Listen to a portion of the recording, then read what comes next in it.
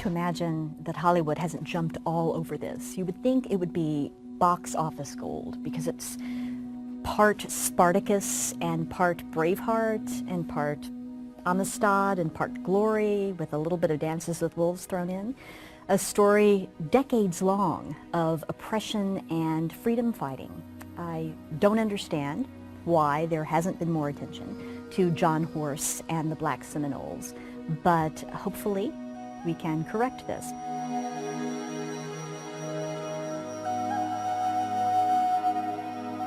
John Horse and the Black Seminoles deserve to be remembered for a number of reasons. They created the largest haven in the U.S. South for runaway slaves. They led the largest slave revolt in U.S. history. They secured the only emancipation of rebellious slaves prior to the U.S. Civil War, and they formed the largest mass exodus of slaves across the United States, moving from the Florida Everglades through Indian Territory, what would become Oklahoma, eventually locating in Mexico, where they secured title to their own land. It's a remarkable story.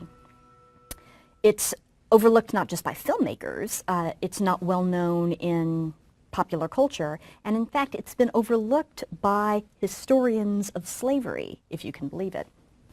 In the early 18th century, two groups in particular fled the colonial South into Spanish Florida, into the Everglades. One of these groups were Seminoles, who were migrating from the various colonies, just trying to avoid white encroachment, basically, trying to move someplace that white colonists weren't. And the other group was runaway slaves, people who were fleeing and trying to create a free life for themselves. Both were welcome in Florida, and in fact, the Spanish crown offered runaway slaves their freedom if they would defend the land for the crown, for the Spanish. So a mixed society emerged in the Everglades of intermarriage, family intermingling between these runaway slaves and the Seminoles. And in fact, the first legally sanctioned black free town in the North American continent was in the Spanish Florida Everglades. After the American Revolution, people living in the southern states didn't really like living that close to a large armed population of former slaves, particularly when they were in league with the local Native American nation, the large armed group of free Seminoles. And they knew that their own slaves felt free to run away and be harbored by this group. They knew that they were welcomed. And so from George Washington's administration on, there was questions of what do we do about the problem of the Florida Everglades.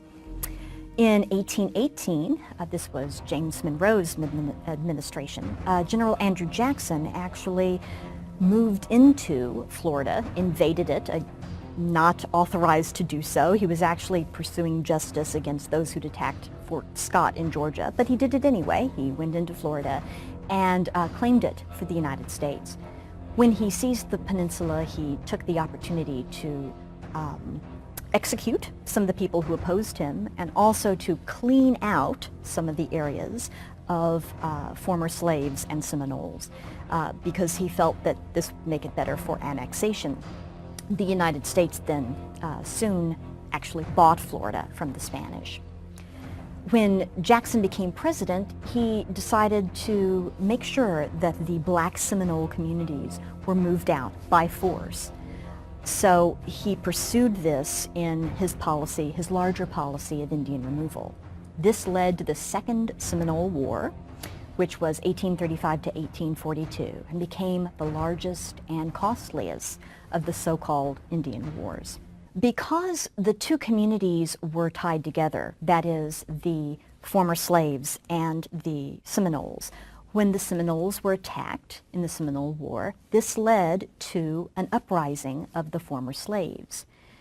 In April of 1836, black Seminoles and their Indian allies moved together to create what was the largest slave rebellion in U.S. history.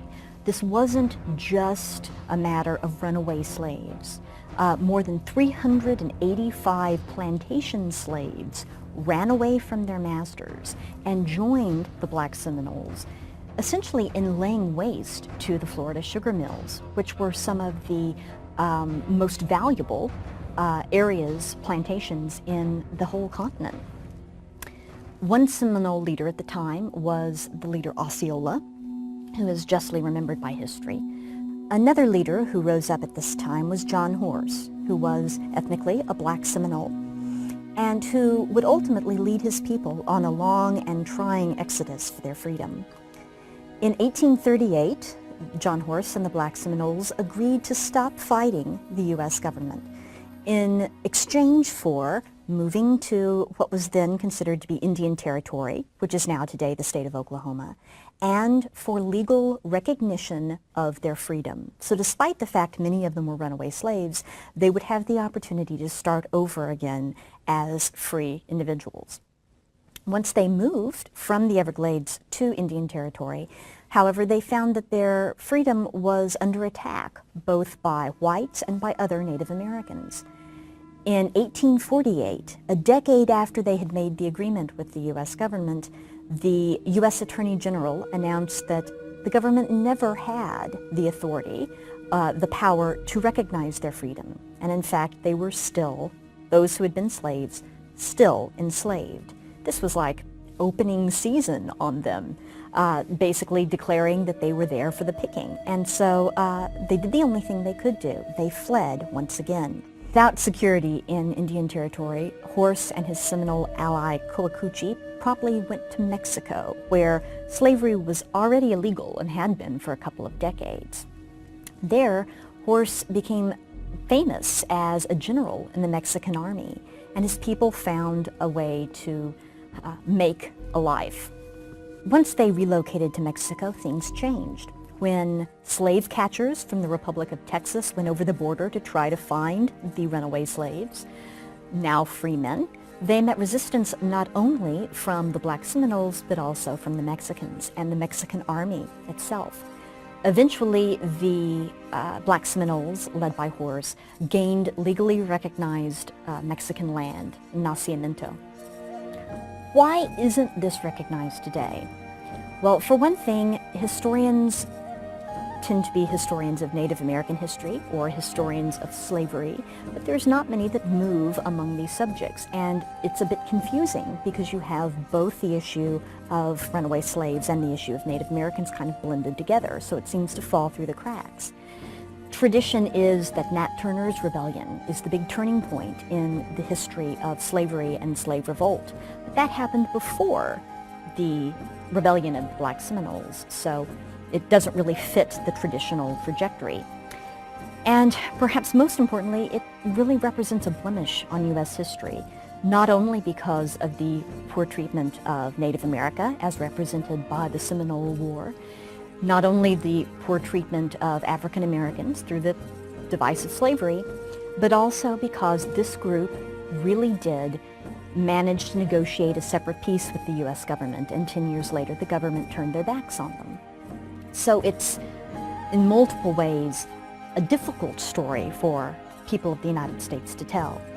But it's worth remembering that a community of freedom fighters trekked from Florida to Oklahoma to Mexico and found, ultimately, peace and freedom and prosperity in lives that they could direct as their own.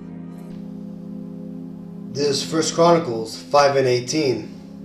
The sons of Reuben and the Gadites, and the tribe of Manasseh, of valiant men, men able to bear buckler and sword, and to shoot with bow, and skillful in war, were 40,760 that went out to war. Kahala Yahweh Bashem Yashayah Bashem Rapapardash, which are the true Hebrew names of the Most High Father, Yahweh, which is Hebrew for He is, and His only begotten Son, Yahweh, which is in Hebrew, He is salvation, He delivers. Double honors my teachers, the apostles and elders of the great millstone. Peace and mercy to the elect, who are the house of David reborn again in this generation.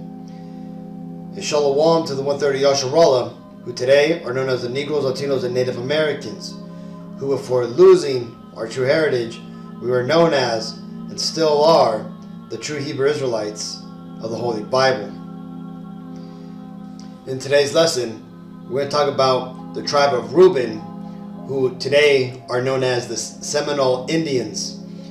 Pretty much the Indians that came out of the Florida area and also had joined up with many freed slaves.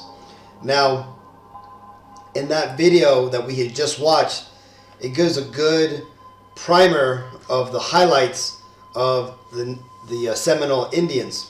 Okay, and notice in that documentary how I talked about how the Seminoles were very valiant warriors, just like it tells us that the tribe of Reuben are. Okay, and besides that, when you look into the history of the Seminole Indians, they were very fierce warriors, right? So much so that, like it told you in this documentary, that one of the generals had even made a name for himself in the Mexican military. Well, again, that was very familiar amongst this people. You could here's another example from another Seminole brother. It says Seminole Indian chiefs described as Negroes. It says commissioner in 1820, but no American official explained how it happened if the Negroes were but chattels of the Indians, that so many Seminole chiefs were black. So you see, one thing about the Seminole tribes is that they had a lot of so-called slaves of the so-called Negroes. But you see, this wasn't really slavery like Esau slavery, right? Columbus himself has even said that the slavery that he witnessed amongst the Seminoles was similar to that of the Hebrews, where basically you would bring on somebody into your household, and they would serve you for 7 years, and then you would be let free, right? The chiefs of the Seminole Indians, they had, which we're going to read right now, they had a lot of so-called slaves, but these slaves were allowed to have guns and have their own area, their own land, their own families, and that's what it was. It wasn't slavery like Esau slavery, but it was more kind of like a helping of the strangers, right? That's commanded to us. If we were to see one of our fellow brethren who was a stranger, we were to bring him in, and basically give him work, right? But not like hard laborious work like the slavery that Esau put upon the Negro, Latinos, and Native Americans. Okay, so it's not the same thing. Let's continue. It says, the principal Seminole chief ruling over the entire nation in 1820 was Nemethala, who bore no evidence of Indian admixture. Another great chieftain was Mikanapa, king over kings, described as part Negro and very dark, who ruled the nation in 1832 and owned immense herds of cattle and ponies. Billy Bullock, his nephew, who led the last hostilities against the United States in 1855 to 1858, was also part Negro. Louis Pacheco, a pure-blood Negro, who planned Dade's massacre and afterwards became a Seminole sub-chief, could read, write, and speak English, French, Spanish, and Creek, also having been the slave of a cultured Spanish planter near Tampa Bay. The most important, if not the best known, of the Seminole chiefs was the pure-blood Negro named Abraham, who, because of his intelligence and knowledge of the English, negotiated nearly all of the treaties with the United States commissioners. Of him, General Yashayah said, a good soldier and an intrepid leader, he is a chief and the most cunning and intelligent Negro we have. Writing from Fort Brooke. So you see, the overall spirit of the Seminole Indians matches that of the prophecy or the blessing that would fall upon Reuben by our forefather Jacob. You see, in the Bible, it tells us that at the end of Jacob's life, he gathered his 12 sons together. Okay, his 12 sons being all these people here, okay, who make up the people as they're known today. Reuben, being the firstborn of our forefather Jacob, he came from Leah, okay, and he ultimately had some issues of controversy where he went up to our forefather's bed, and he slept with Jacob's concubine, okay, and when he did that, he basically disqualified himself from leadership, right?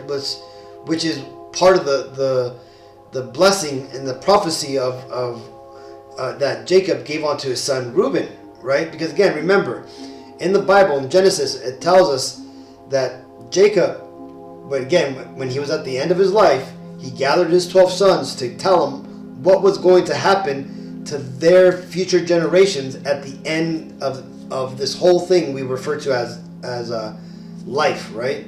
At the end of days. And this right here is Reuben's blessing. It says, Genesis 49:3, Reuben, thou art my firstborn, my might, and the beginning of my strength, the excellency of dignity, and the excellency of power, right? And this right here reverberates all through the documentary we just watched and also that article I just read, right? The Seminole Indians were very majestic and valiant people, fierce warriors, right? The excellency of dignity, as you could say, right? The excellency of power, right? These were the only Native American tribes that were not conquered by Esau, okay? So, continuing, and it says, verse 4, unstable as water, thou shalt not excel, because thou wentest up to thy father's bed. Then defilest thou it. He went up to my couch. And you see, that's what I was talking about. So this is the reason why we don't hear much about Reuben when it comes to leadership in the nation throughout the Old Testament. But that's because, everybody had his role to play. And this ultimately was Reuben's role. Now, that being said, what ultimately ended up happening to Reuben? Well, it was the same fate that fell upon the northern kingdom. Because again, when the northern kingdom separated after the death of King Solomon, Reuben was part of the northern kingdom. The northern kingdom today would be referred to as the Latinos and the Native Americans. Well, to the Bible timeline so we can understand what happened is during the time that the northern kingdom separated from southern kingdom, the northern kingdom, for the most part, we went off, and all of our kings that we had created, none of them were righteous. None of them followed the Lord. In fact, they would go off and worship the other gods of these other nations, and they got to the point to where in 722 BC, the Lord said, "That's enough of us," and He basically brought the Assyrians against us. Right? You could hear about the story of Judith, which it's speculated that it happened at 735 BC, which is basically, close to 10 years before the Assyrians would try again to come and conquer us. But they eventually did, and they ultimately destroyed our people. They took us out of the land of northern Israel, and they scattered us amongst their land there in Assyria. And you hear about stories where, for example, Argentinian, right, of the tribe of Naphtali, Tobit and his family, they were there in what we refer to as Iran, right, Ecbatana and that area, right. And there's other stories, or there's other events that take place that show the Israelites in that area. For example, the fall of Nineveh. The fall of Nineveh was when Babylon came about 100 years after the northern kingdom went into captivities, and ultimately Babylon came and destroyed Assyria and de facto freed the northern kingdom. Right now, a lot of the Israelites that had been in captivity had already won their freedom, like Tobit and his family, but others were still in some sort of bondage. But for the most part, we were now free to go. And what happened? Well, we decided to take a journey to a different land so that way we could now keep the laws, because we couldn't go back into the old northern Israel because that land was already inhabited by heathens, right? They were referred to as the Kuthians, right? Basically, they were Iranians or people from Iran that had basically now dwelt in that land. So some of us, they go back, because you can read in the New Testament where there's people from the tribe of Asher and so on that are amongst the Hebrews there in the New Testament. But like it tells us here in 2nd Ezra 13 and 40, let's get it. It tells us, it says, those are the 10 tribes which were carried away prisoners out of their own land in the time of Yashayah, the king, whose Salamansar, the king of Assyria, led away captive. And he carried them over the waters, and so came they into another land. Okay, and that's where the Assyrians came and took us captive up to the land of Assyria, which is basically modern day Syria today. And we basically stayed there in those lands, and we dwelt, and we basically lived, or we scattered all throughout this area here.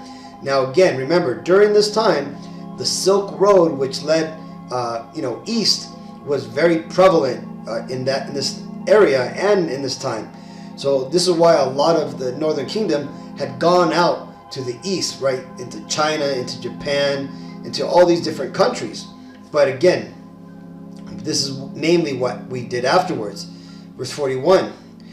But they took this counsel amongst themselves that they would leave the multitude of the heathen and go forth into a further country where never mankind dwelt, that they might there keep their statutes which they never kept in their own land. And they entered into the Euphrates by the narrow places of the river.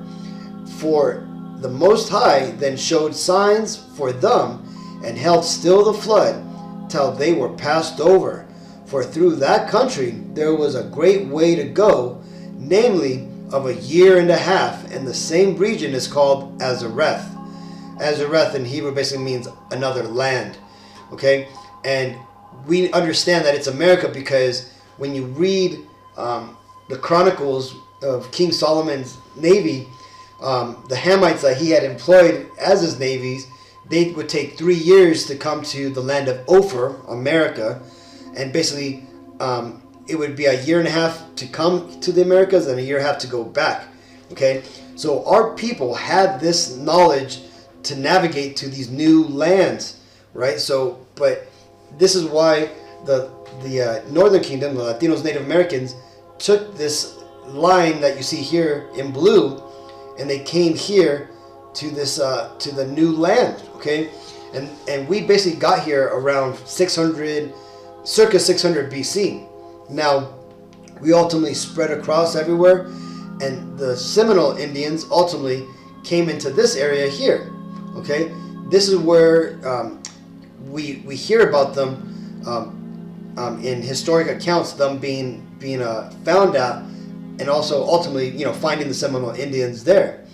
Now the reason why the Northern Kingdom had to come over here is because this was a prophecy that was foretold to our forefathers of what would happen to us Israelites, Negro, Latino, Native Americans, if we failed to keep our contract with the Lord.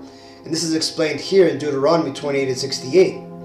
And Yahweh shall bring thee into Egypt again with ships, by the way whereof I spake unto thee. Thou shalt see it no more again, and there ye shall be sold unto your enemies for bondmen and bondwomen, and no man shall buy you. Now, this here, let's break it down. When it says that the Lord will bring us into Egypt again, Egypt represents bondage, okay? And America, for the most part, is, well, not for the most part, it is a land of bondage for us Israelites, right? This is the land of drawing waters, as it's referred to in Judges 5 and 11, right? We toil here in the North America and the South America, right? We can't just go out of our house and just, go pick fruit and live, live off the fruit of the land and just, be left in peace. No, if we don't work, we don't eat. And if we don't comply with the laws, regardless if we like them or not, we'll get put into prison.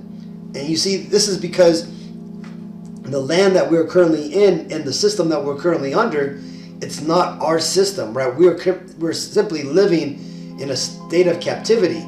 Some have it harder than others, and that's just the way it is. Because why? Because it tells you here that we would serve our enemy, okay? And the thing is that we would be sold, and no man. What it tells you here, it says, "No man shall buy you." This ultimately buy means redeem you, meaning that nobody's going to come and free the Latinos, Native Americans, or the Negroes, right? We're going to basically stay in the state of captivity where we don't own our land.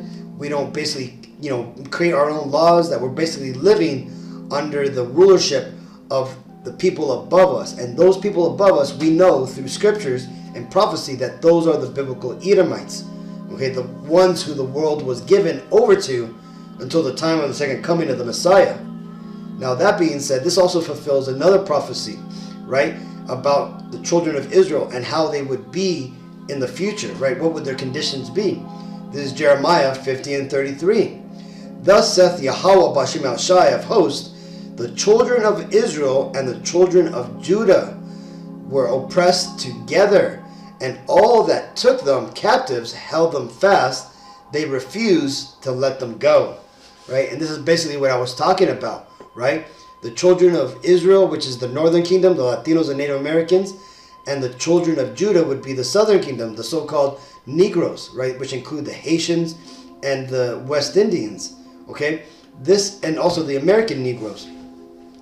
We are the Israelites, and like it tells you here, we were oppressed together. Now, the Seminole tribe, or the Seminole Indians, was a perfect example of this prophecy playing out, right? You had the Reubenites, right, the Seminole Indians, taking in their brothers of the southern kingdom that had fled from captivity, right? Which is our laws in the Bible, like I told you, that would say, what to do if a stranger would come and sojourn amongst us. The stranger being Israelites who had basically, left and come back, right? Now, that being said, these two nations were gathered together under the tents of Reuben, and they were oppressed together, right?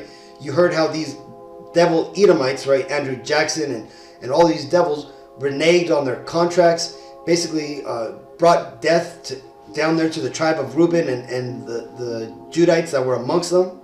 See, this is all biblical prophecy, and this is proof that these people are the Israelites. Now, that being said, let's go ahead and read an historic account of the tribe of Reuben. Now, I normally will read this. If you watch my lessons, you'll notice I bring out this image that I created, but I want to actually read the actual page itself, right? This is from a book called Lost Tribes of the Promised Lands by Ronald Sanders that was released in 1978. Now, it tells you a little bit. Let's read a little bit about Ronald Sanders. It says, celebrated historian and cultural critic Ronald Sanders offers a compelling and ideology-shattering history of racial prejudice and myths as shaped by political, religious, and economic forces from the 14th century to the present day. Basically, Ronald Sanders was going out and getting the receipts and finding out who the Latinos and the Native Americans and the Negroes really were, right? And he published it in this book.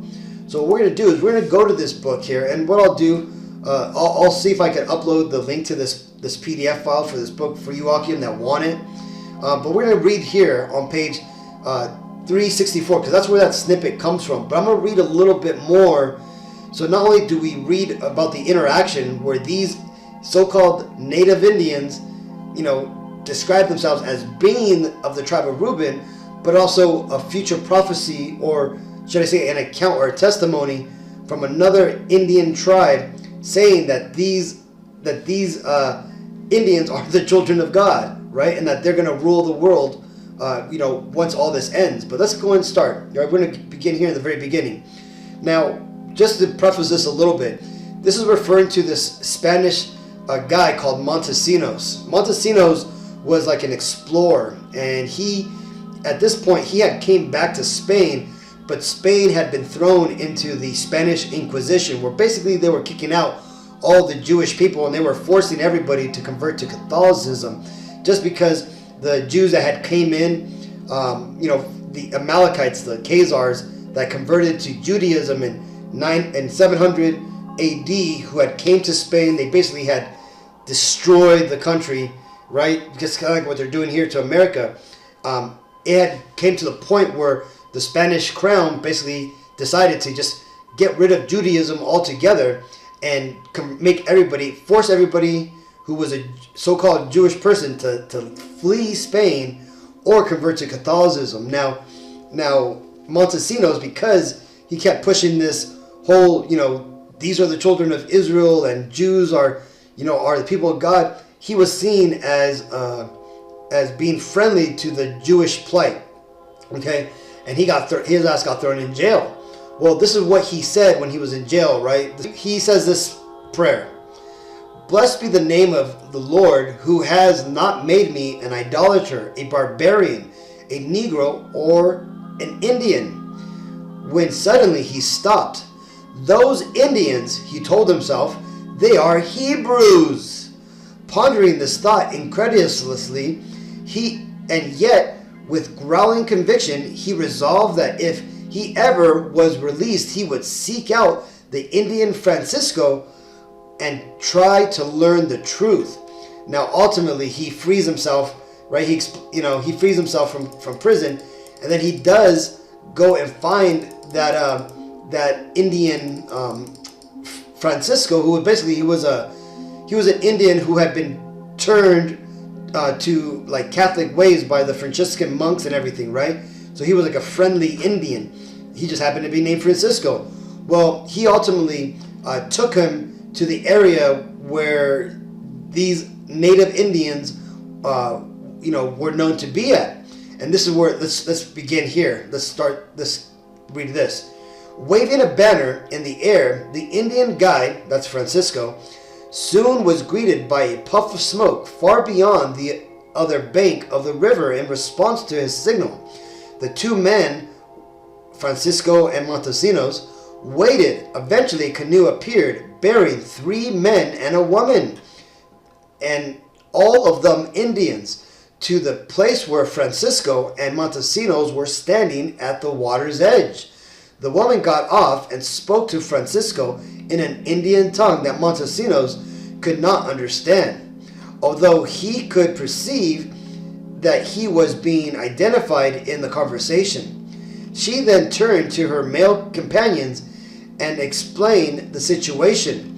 Upon hearing her words, they rose, went over to Montesinos, and to his utter astonishment said, "Shemai, Yashayah, Adonai, Eloheinu, Adonai Echad," right? And really what they would have said, Shemai, Yashayah, Yahweh, Elohayanawa, Yahweh Echad, which is in Hebrew, "Hear, O Israel, the Lord our God, the Lord is one." They had recited in Hebrew the fundamental credo of the Israelites, not Judaism. Remember, Judaism is the man-made religion which Amalek, the so-called Khazarians, created, right?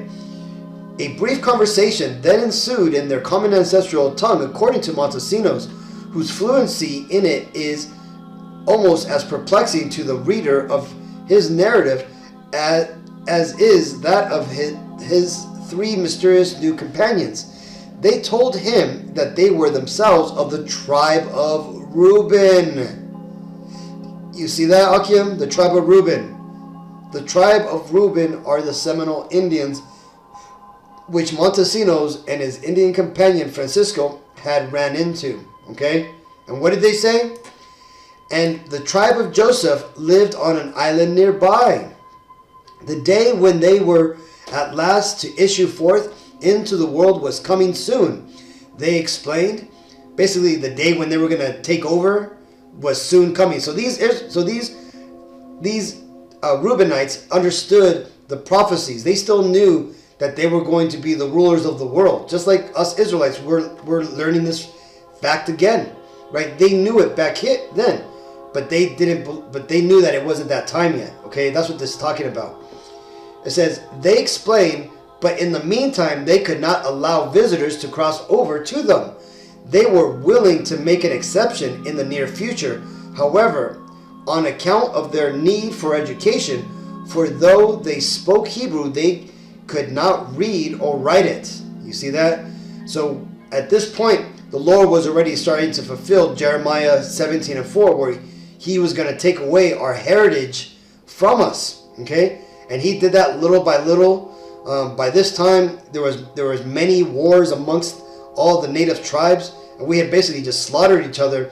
And in those major wars, a lot of knowledge and history was lost, right? And to only some of our people would hold on to it, and eventually it would be completely lost, or lost to a point where it would no longer be a common knowledge amongst our people, but it was still held in testimonies like this, right? Continuing. Would Montesino send them 12 bearded men to be their teachers? He said he would. The 4 strangers returned to their canoe, paddled back across the river, and disappeared from view. Francisco told Montesinos all he knew about these people from his own traditions. His ancestors, which again, they also were other Israelites, he more likely was a Gadite, okay? He says, his ancestors, to their eternal shame, had indeed made war on them and persecuted them. Only the sorcerers of his tribe, right, basically the witch doctors, the people who were familiar with spirits of his tribe, had perceived that they were a special people and had given warning that they should be left alone. The God of these children of Israel is the true God, they had said, and everything inscribed on their tablets is true.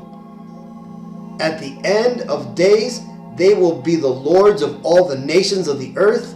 One nation will come bringing many things to this land, and after, and what was that nation? That's talking about, I'm guessing that's talking about Esau, right? Because Esau brought a lot of things to this land, including the southern kingdom and all the plunders from wars and slavery.